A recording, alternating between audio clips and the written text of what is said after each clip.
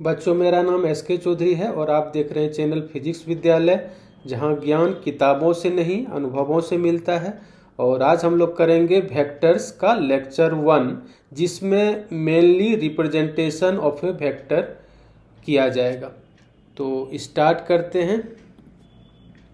सबसे पहले हम लोग स्टार्ट करते हैं वेक्टर क्वांटिटीज़ के डिफिनीशन से कि व्हाट इज़ वेक्टर क्वांटिटी। तो इसमें आपको लिखना है those physical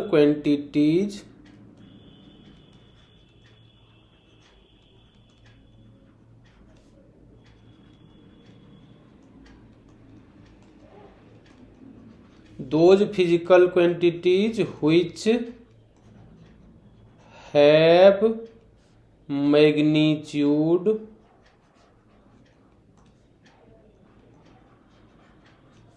as well as direction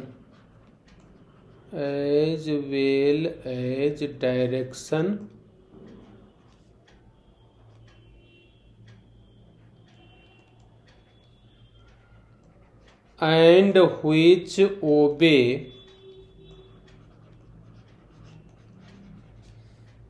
the triangle law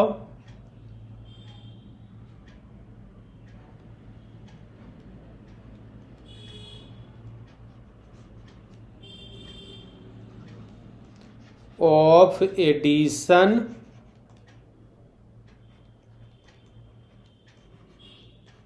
of two vectors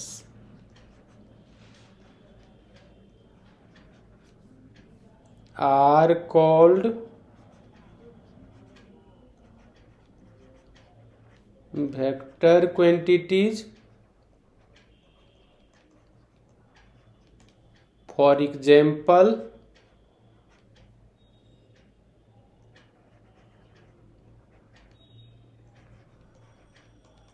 displacement,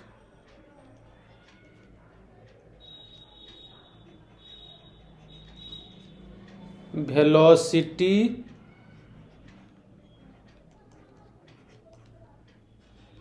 force, acceleration,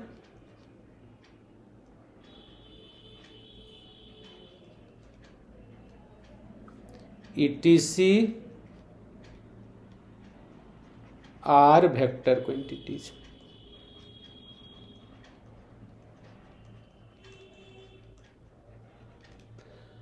ऐसे फिजिकल क्वांटिटी जिसमें मैग्नीट्यूड हो एज वेल एज डायरेक्शन, यानी साथ ही साथ उसमें डायरेक्शन हो, एंड व्हिच ओबे, जो पालन करे, ओबे करे, the triangle law of addition of two vectors. दो वेक्टर्स के एडिशन के लिए एक लॉ है ट्रायंगल लॉ, उसको ओबे करे तो उन्हें वेक्टर क्वांटिटीज कहा जाता है। और एग्जाम्पल के लिए, फॉर एग्जाम्पल डिस्प्लेसमेंट आप ले सकते हो, वेलोसिटी ले सकते हो, force, acceleration, etc are vector quantity. ये सब क्या है? Vector quantity. ये डिफिनीशन आपको ध्यान में रखना है। उसके बाद what is scalar quantities. Scalar quantities क्या है? तो इसका डिफिनीशन याद रखना है, those physical quantities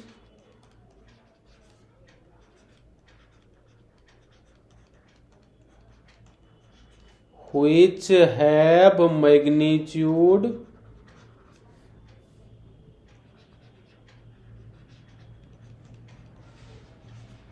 only are called scalar quantity.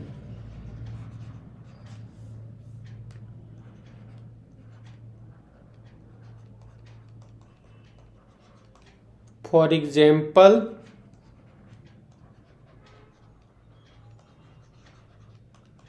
distance, speed, time,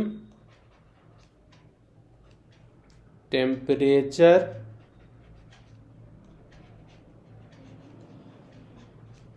etc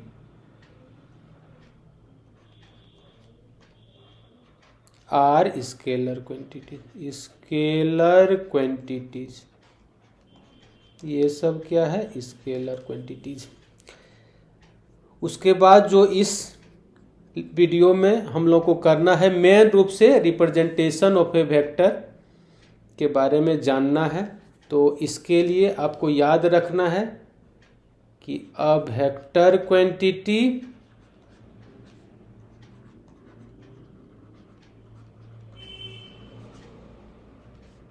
is represented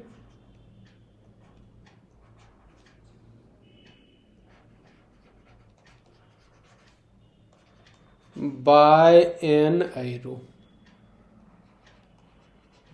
vector quantity को एरो से रिप्रेजेंट किया जाता है, तीर के निशान से। The length of an arrow gives the magnitude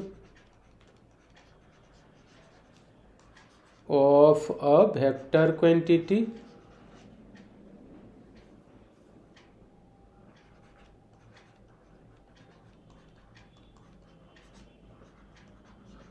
and the direction of an arrow gives the direction of a vector quantity।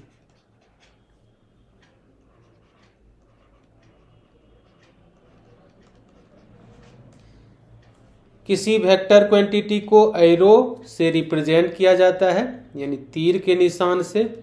Length of an arrow, arrow का जो लेंथ होता है, gives the magnitude of a vector quantity, arrow का जो length होता है वो vector quantity के मैग्नीट्यूड को बताता है। एंड द डायरेक्शन, DIR ऊपर एन, शॉर्ट में लिखा जाता है डायरेक्शन को DIR ऊपर N. Direction of an arrow gives the direction of a vector quantity. Arrow का जो डायरेक्शन होता है वो उस वेक्टर क्वांटिटी के डायरेक्शन को रिप्रेजेंट करता है। यानी किसी भी वेक्टर क्वांटिटी को आप एरो मार्क से रिप्रेजेंट करोगे। ऐसे मान लो ये वेक्टर ए है, एरो का जो लेंथ होगा, यानी इसका जो लेंथ लिया जाएगा वो मैग्नीट्यूड को बताएगा, और एरो का जो हेड होगा, जो डायरेक्शन होगा, वो उस वेक्टर क्वांटिटी के डायरेक्शन को रिप्रेजेंट करेगा। ये इसका थ्योरी है। उसके बाद हम लोग रिप्रेजेंट करके देखते हैं कि वेक्टर को रिप्रेजेंट कैसे किया जाएगा।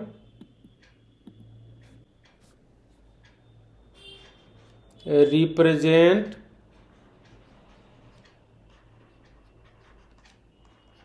द फॉलोइंग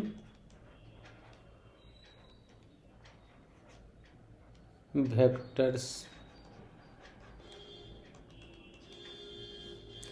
वेक्टर ए मैं ले रहा हूं 2 मीटर ड्यू ईस्ट। ये एक वेक्टर है, vector A 2 meter due east. दूसरा वेक्टर, वेक्टर बी ले रहा हूं 4 meter in a direction of 30 degree west of north. ये दूसरा वेक्टर। एक वेक्टर सी मैं ले रहा हूं 4 meter in a direction of south east. ये मैं ले रहा हूं। इस तरीके से मैं 3 वेक्टर लिया हूं, तीनों को रिप्रेजेंट करना है। तो रिप्रेजेंट करने के लिए सबसे पहले आपको क्वाड्रेंट बना लेना है। क्या बना लेना है बेटा? क्वाड्रेंट बना लेना है वेक्टर्स को रिप्रेजेंट करने के लिए। और आपको याद रखना है राइट साइड इधर ईस्ट, लेफ्ट साइड वेस्ट, इधर नॉर्थ, इधर साउथ, ये लिया जाता है। Vector A 2 meter due east, यानी ईस्ट के तरफ एरो का हेड होना चाहिए। यहां से मैं रिप्रेजेंट कर रहा हूं वेक्टर को। इस डायरेक्शन में वेक्टर है वेक्टर ए मैग्नीट्यूड लिया गया है 2 मीटर।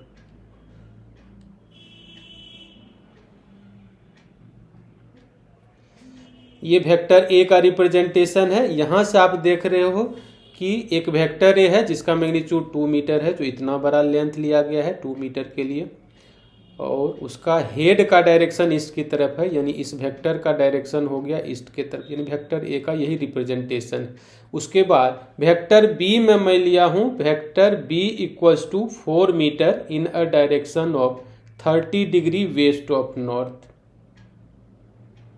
ये आप देख लो, vector B equal to 4 meter in a direction of 30 degree west of north. इसको समझना ऐसे, नॉर्थ से वेस्ट की तरफ, इसको उल्टा ऐसे पढ़ेंगे। इसको जो लिया जाता है रिप्रेजेंटेशन के लिए, नॉर्थ से वेस्ट की तरफ 30 डिग्री एंगल पर, 30 डिग्री एंगल पर वेक्टर बी। कैसे है बेटा? नॉर्थ से वेस्ट की तरफ 30 डिग्री एंगल वेक्टर बी, और उसका मैग्नीट्यूड कितना है? 4 मीटर। ये याद रखना, यानी 2 मीटर के लिए आप जो लेंथ लिए हो उसका डबल लेंथ लेना है। अंदाज से ही लेंगे, लेकिन लगना चाहिए कि उसका डबल लिया गया है। नॉर्थ से वेस्ट, ये है नॉर्थ, ये वेस्ट है, 30 डिग्री एंगल, 30 डिग्री देखने में भी लगना चाहिए, ये ऐसे, और इसका डबल लेंथ लेना, यानी इसका बड़ा, ये अब देखने में भी लग रहा होगा तो ये 2 मीटर के लिए इतना बड़ा, 4 मीटर के लिए ये लेंथ लिया गया। ये है वेक्टर बी।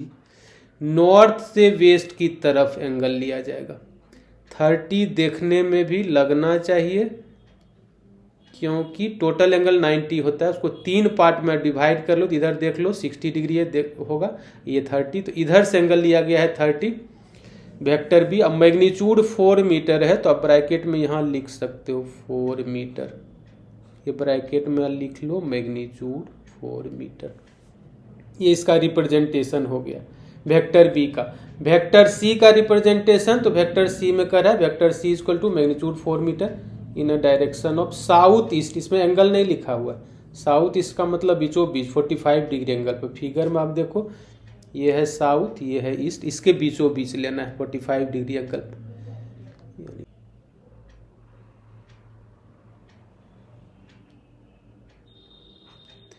ये वेक्टर बी 4 मीटर था, तो ये भी 4 मीटर, इतना ही बड़ा लेंथ। ये एंगल दोनों साइड 45 होगा, तो आप किसी भी साइड से 45 यहाँ दिखा सकते हो। अगर आप एक दिखा दिए तो दूसरा भी 45 होगा, दूसरा दिखाना जरूरी नहीं है। ये है वेक्टर सी, मैग्नीट्यूड इसका 4 मीटर, यानी ये रिप्रेजेंटेशन हो गया वेक्टर सी का। तो इस तरीके से हम लोग वेक्टर को रिप्रेजेंट करेंगे। तो आज वीडियो यहीं तक। नेक्स्ट वीडियो में हम लोग करेंगे एंगल बिटवीन 2 वेक्टर्स, इसको सीखेंगे। तो आपको वीडियो कैसा लगा बेटा, कमेंट करके बताएं। Thank you for watching.